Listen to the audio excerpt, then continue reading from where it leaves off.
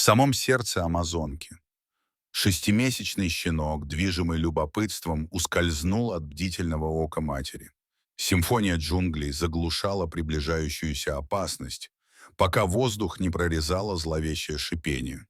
В мгновение ока появился огромный питон, опутавший щенка своими мощными кольцами. Отчаянные крики щенка эхом разносились по лесу, когда питон усилил хватку, казалось, решая судьбу молодого пса. Питон не знал, что его победа была далеко не гарантирована. В другой части джунглей зашевелился легендарный пес. Этот покрытый боевыми шрамами ветеран в своем поразительном золотисто-черном окрасе правил джунглями. Он владел своим владением более 10 лет. Его глубокое знание каждого дерева, ручья и скрытой тропинки сделало его непревзойденным охотником и защитником. Годы выживания отточили его тактическое мастерство, принеся ему грозную репутацию, которая распространилась далеко за пределы его территории.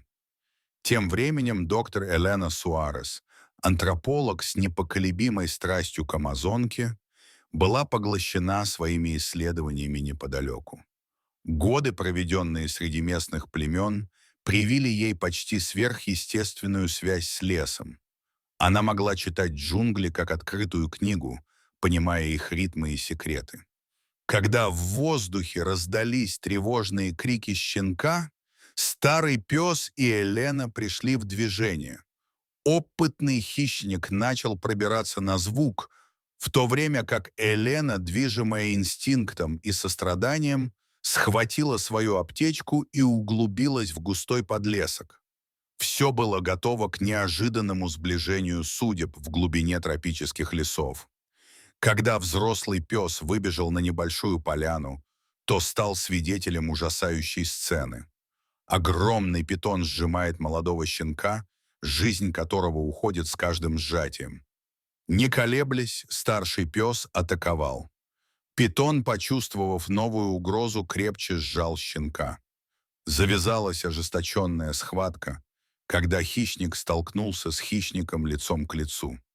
Мощные челюсти пса сомкнулись на теле змеи, а когти раздирали чешую. Питон яростно отбивался, его голова молниеносно метнулась в сторону. На мгновение кольца змеи вокруг щенка ослабли. Старший пес воспользовался этой возможностью и встал над задыхающимся щенком, защищая его. Схватка обострилась, превратившись в смертельный танец силы и стратегии. Пес целился в уязвимые места, в то время как питон пытался заманить в ловушку своего нового противника. В какой-то момент змее удалось обвиться вокруг задней лапы пса, но сообразительность и необузданная сила большой собаки позволили ей вырваться. Свирепо укусив питона в живот, пес переломил ход битвы. Поняв, что он в меньшинстве, окровавленный и дезориентированный, питон начал отступать. Пес стоял на страже щенка, напрягая мускулы и готовый на случай, если змея попытается вернуться. Но инстинкт самосохранения возобладал, и питон исчез в подлеске. В джунглях снова воцарилась тишина, нарушаемая только затрудненным дыханием щенка и его спасителя. Доктор Элена Суарес решительно продвигалась через густые джунгли Амазонки.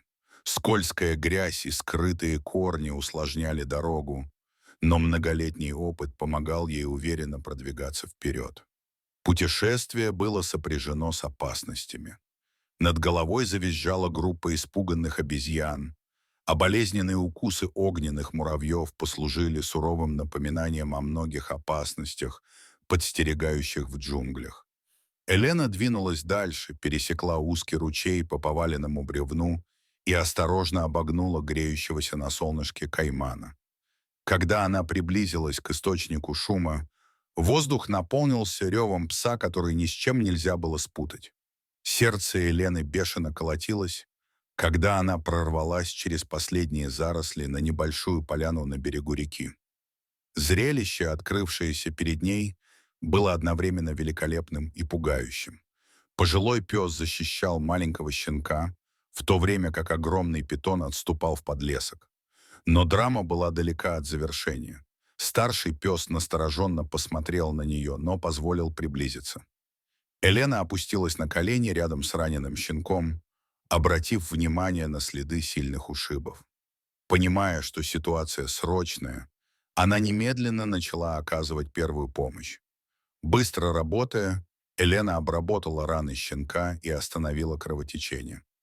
Она предложила ему воды и следила за его затрудненным дыханием, в то время как старший пес стоял на страже, издавая тихое ободряющее рычание. Постепенно состояние щенка стабилизировалось, его глазки открылись. Елена тщательно осмотрела малыша на предмет сломанных костей, но ничего не обнаружила. Она ввела электролиты, чтобы помочь выздоровлению, и продолжала успокаивающе разговаривать с молодым щенком. Дыхание щенка постепенно нормализовалось, сигнализируя об окончании кризиса. Измученная, но испытывающая облегчение, Елена отступила к краю поляны. Когда она наблюдала за взаимодействием двух псов, ее осенило. Защитное поведение старшего пса и реакция щенка свидетельствовали о чем-то большем, чем просто случайная встреча. Это был отец, защищающий свое потомство. Елена собрала свои медикаменты, довольная тем, что стала свидетельницей этого редкого события в жизни семейства собак. Хотя щенку потребуется время, чтобы полностью восстановиться, она была уверена в его выживании благодаря совместным усилиям человека и яростного защитника природы. Рикс, так звали старого пса, обычно отчужденный и замкнутый, проявил неожиданную нежность к щенку, бережно ухаживая за его ранами.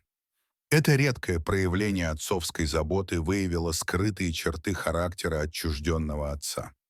Сердце Елены забилось от волнения, когда она осознала потенциальную значимость этого открытия. Поделившись своим опытом с племенем, которое она изучала, Елена стала свидетельницей бурной реакции. Старейшины говорили о Риксе приглушенными, благоговейными голосами, объясняя, что он был больше, чем просто пес. Его считали хранителем леса. Племя верило, что присутствие Рикса и его действия были божественными знаками, поддерживающими хрупкое равновесие в природе. Это открытие углубило понимание Еленой сложных связей между научными исследованиями, культурными верованиями и экосистемой. Она поняла, что теперь ее работа включает в себя не только исследования, но и сохранение мудрости леса и его обитателей. На следующий день Елена вернулась на поляну и обнаружила, что к Риксу и щенку присоединилась самка пса. Решившись на смелый шаг, она медленно приблизилась к группе. К ее изумлению Рикс подпустил ее достаточно близко, чтобы она могла дотронуться до шерсти щенка. В этот момент между ними, казалось, возникла необычайная связь. Когда наступил вечер, Елена собрала свои вещи, готовясь вернуться в деревню. Она бросила последний взгляд на Рикса и его щенка, поражаясь необычайной цепочке событий, которые привели к этому моменту. В его глазах, казалось, была глубина мудрости, которая соответствовала окружавшему их древнему лесу. Елена улыбнулась, зная, что это событие навсегда останется в ее памяти. Дорогие зрители, что вы думаете об этой истории? Расскажите, пожалуйста, в комментариях. А если вам понравилось это видео, то ставьте лайк и подписывайтесь на наш канал. До свидания.